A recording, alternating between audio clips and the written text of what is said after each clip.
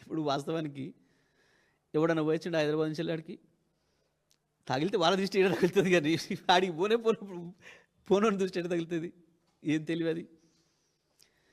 ఇక అటువంటి వాళ్ళు ముఖ్యమంత్రులు ఉప ముఖ్యమంత్రులు అవుతున్నారు. ఏం చెప్తాం మరి మనం? మాట్లాడేటప్పుడు ఓ నాలుక కంట్రోల్ లేకుండా, బుర్రకు పని పెట్టకుండా.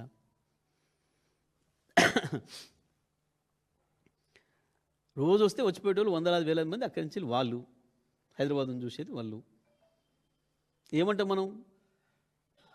నరదృష్టి పడింది అని అంటాం చాలా విషయాలలో. చూసి వస్తానికి బాగా ఎక్కువ మంది చూసిపోతే ఓ చేనెమ్మడి పోతుంటే బాగుంది ఈ చేను అని చెప్పి అంటారని చెప్పి పాపం దిష్టి బొమ్మలు కట్టుకుంటారు.